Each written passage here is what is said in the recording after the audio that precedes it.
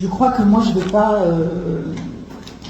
avoir l'indécence de commenter votre compte administratif. On voit que, comme d'habitude, la mairie d'Imbéa a essayé de faire au mieux dans ses dépenses, et ça me semble tellement indécent dans la situation dans laquelle nous vivons que je vais me passer de toute demande. Excusez mon émotion, peut-être aussi.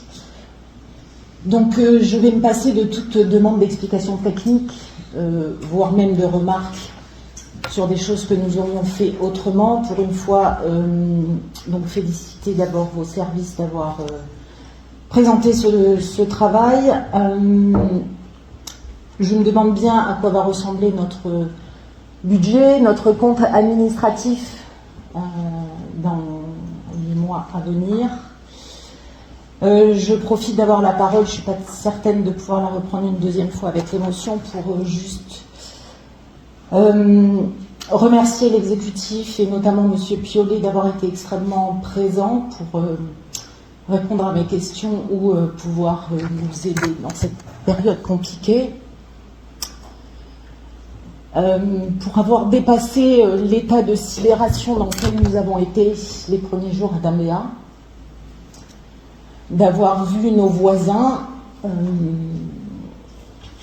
parfois éloignés, parfois proches, entreprendre une opération de destruction massive organisée de toute la structure économique de notre ville, d'avoir dégradé autant de biens publics, notre ville qui, il faut bien qu'on l'avoue, devenait belle.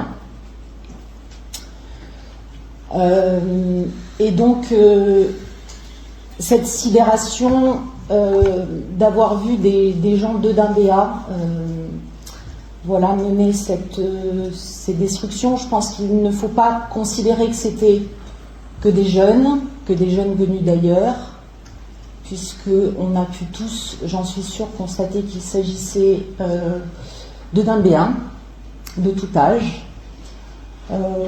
Autour de moi, des témoignages de personnes me disant que dans l'immeuble d'à côté ou dans la cour de l'immeuble d'à côté, en famille, on préparait des cocktails Molotov. D'avoir vu dans ma propre rue passer des voitures avec papa, maman et les enfants remplies de matériel pillé, volé. Donc, pendant cet état de sidération, il a fallu aussi faire face à sa propre sécurité devant des défaillances qu'il faudra peut-être pointer du doigt, mais plus tard.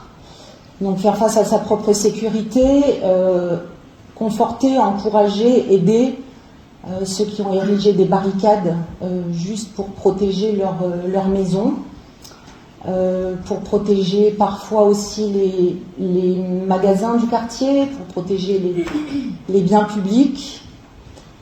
Ces barricades qui sont encore là aujourd'hui et sur lequel on rencontre des voisins qui se sont organisés et qui n'ont pas eu d'autre choix que de s'organiser pour se sécuriser eux-mêmes.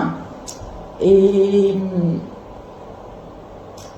parfois, ces barricades ont laissé la place à une sorte de mafia qui s'organise et dans lequel on a dû parfois prêter allégeance pour entrer dans un magasin. Voilà, donc j'espère que ces scènes-là vont être de moins en moins présentes. Beaucoup de questions vont se poser à nous sur la suite, sur la reconstruction, sur comment reconstruire, comment vivre ensemble.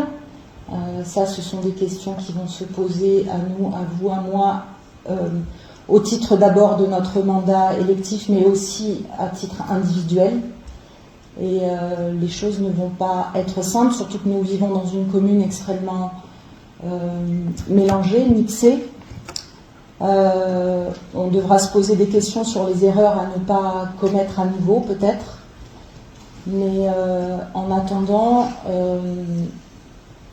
je pense que c'était pour moi le moment de remercier l'ensemble des citoyens qui ont aidé et qui se sont protégés et qui ont été vraiment dans une résilience extraordinaire face à ces moments, qui le sont encore d'ailleurs, parce que dans certains quartiers, c'est loin d'être fini.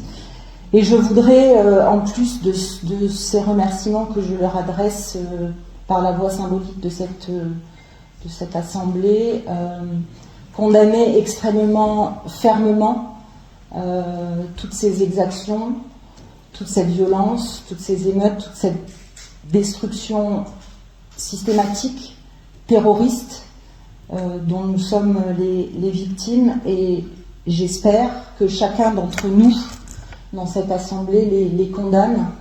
Et je souhaiterais que quand on s'exprime sur le sujet publiquement, on n'oublie jamais de condamner ce qui s'est passé. Je vous remercie, Monsieur le maire, et recevez encore mes remerciements. Merci, Cynthia.